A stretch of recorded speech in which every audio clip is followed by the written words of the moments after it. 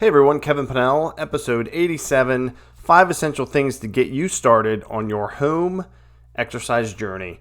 Maybe a little behind the curve on this one, as last year saw a boom, which was good in home gym stuff.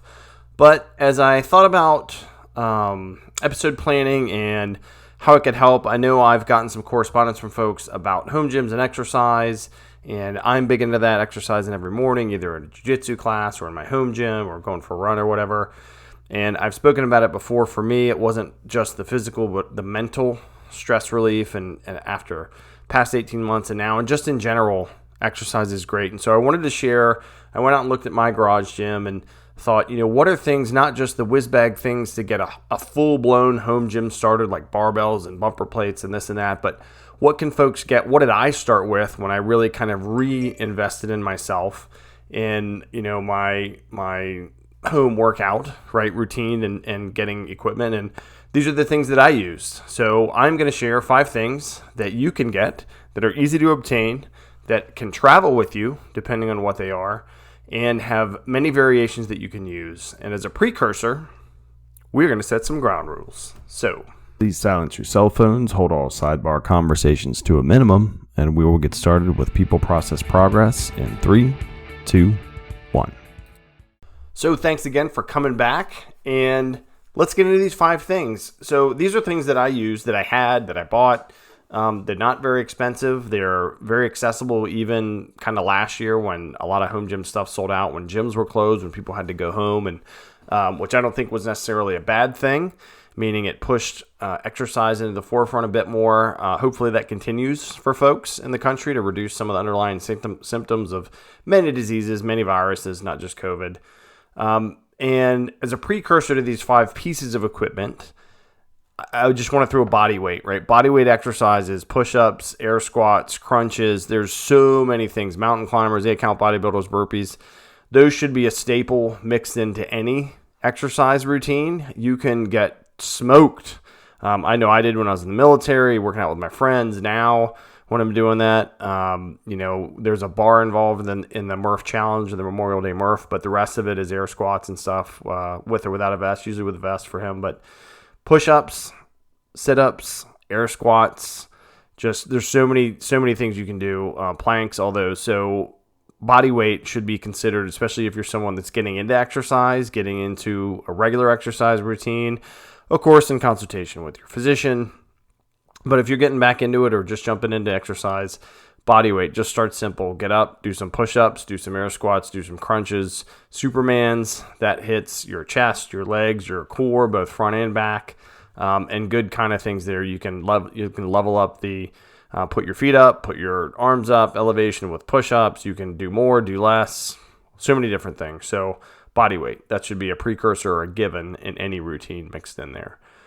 The first thing I would recommend, if you are looking to put together a basement gym, a garage gym, or some kind of space at your home to exercise regularly, is a bar, a pull-up bar.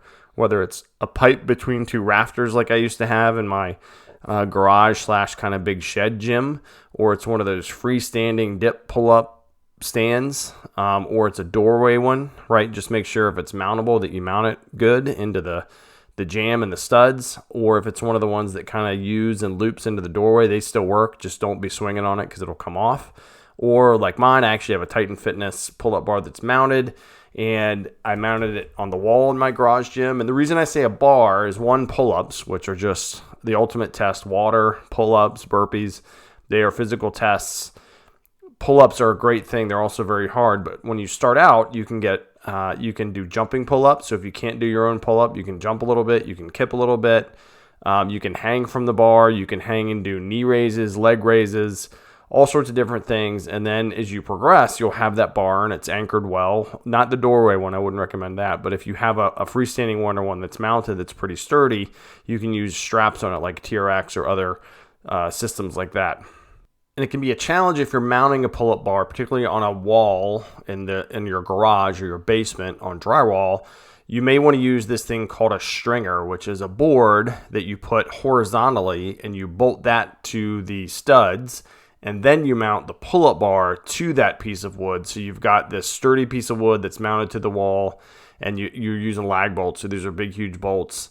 And then you mount that to the wood and YouTube it. That's what I did to mount my pull-up bar, and other folks have. Or if you're confident that it lines up with the studs, you can do that. But the stringer concept, really secure for one that you're going to mount there and keep there. So a pull-up bar, very diverse, killer workouts doing pull-ups or even hanging from the bar, toes to bar, knees to elbows, those kind of things, really good. The second thing I would recommend is resistance bands, right? They sell them with the handles built into them. They sell them with little carabiners on each end and handles you can take off, or a foot attachment on one. And you can have a holder that goes in a doorway, so you could loop the band through that holder that's in the doorway, and then turn around and do chest things and turn around and do lat things where you pull it towards you.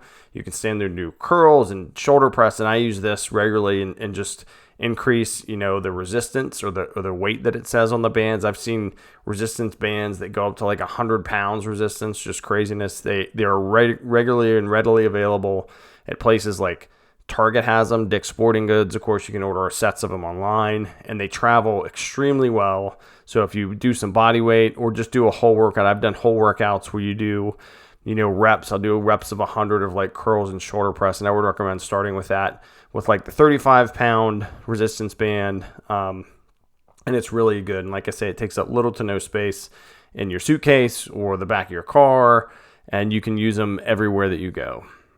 The next thing is kind of mobile and a staple of many people's exercise routines, and those are kettlebells. Very readily available. I've seen these at Target and Walmart all the time. You don't have to get the fanciest, best kettlebell in the world, particularly if you're just starting. Start with a lower weight. Learn the movements. Again, YouTube is fantastic for exercise movements. I got a couple of mine at Dick's, and actually I got all my kettlebells at Dick's. Just easy to pick up there. But like I said, they have them at other retailers. I have no connection with these retailers, just keeping it real with where I get things from. And as you all know, you can go online and order kettlebells. It's easier, and there's probably places near you, unless there's not. But if there's any of those stores I mentioned near you, they probably have some sort of kettlebell. For the heavier ones, if you're already working out and you want to add kettlebells to your home gym or basement gym, garage gym, you probably do need to go to a sporting store. Play It Again Sports, a great chain with used equipment.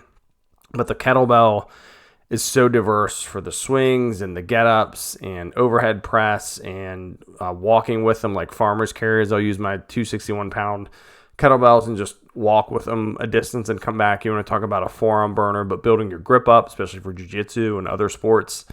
Just kettlebells are outstanding, and they travel pretty well, right? You just have to make sure if you have your kettlebell in the back or in the trunk or something, it's kind of blocked in by your suitcases and not rolling around. But between so far a pull-up bar, some resistance bands or a set of those, and a kettlebell, and your body weight, of course, like we talked about, that's a given. You can get a killer workout and have a really good routine. The fourth of the 5 items, and I could have gone with so many different things, but I went with the medicine ball. And again, these are all things that I started with. I've had kettlebells for a while now, probably 7 or 8 years. And I got them and I didn't really use them a lot. Resistance bands I've used for a long time. Pull-up bars from before the military, when I was in the military, and afterwards we've used. But the medicine ball I got from, inspired by CrossFit, these wall balls. And so what you do, I have a 20-pound medicine ball. And medicine balls have been around for a while, a long while, right? But you do this wall ball. So you start squatted down, holding the ball in front of you like on your chest, and you stand up in the squat and you throw it up a certain height, like 10 or 15 feet, and then you catch it and you go down, and you do that over and over again. Watch videos, be safe, start with a lighter one. They also have kind of a variation of the medicine ball, like a slam ball where you slam it on the ground. And I've done that with mine as well, but just the wall balls are great. But again, you can hold the medicine ball and do kind of halos around your head. You can sit on your butt and do these like Russian twists, and you can do that with the kettlebell as well. And I'll put exercises for each of these on the website when I post about this episode. But for me, the medicine ball has played a big part. I've really used it a lot, and it can also travel, right? Probably not as much if you're flying somewhere. The resistance band's a better option for that. You're probably not going to take your pull-up bar with you if you're traveling. If you're in a car, though, and you have a doorway kettlebell, or a doorway pull-up bar, rather, the kettlebell, the resistance band, the medicine ball, you can take all this with you. The last thing that I have, and this could have been so many different things or nothing, because you can do jumping jacks and burpees, like I say, body weight, is a jump rope, though. I think for hand-eye coordination or hand-feet coordination, for timing, for cardio, for leg, all the stuff that it's used for, you see, of course, the Rocky sequence, boxers use it a lot, fighters use it a lot, CrossFit folks use it a lot, doing these double unders where you hear them go double under, meaning it goes under your feet twice before you come down. I just kind of do it regularly. I mix in 1.5 minute sequence between that and kettlebell swings or something like that. But again, super easy to travel with. I use a weighted handle jump rope, which is helpful. So each handle weighs a pound, but they have speed ropes, which are those light plastic handles, and they spin around a little faster. You can make them do that. I was never good at those. But a jump rope to me is a great essential piece of equipment that travels well. You can get them for pretty cheap at anywhere. You could even use, remember the old school PE jump ropes that were just covered, there were plastic links put together with a wire or something on the inside.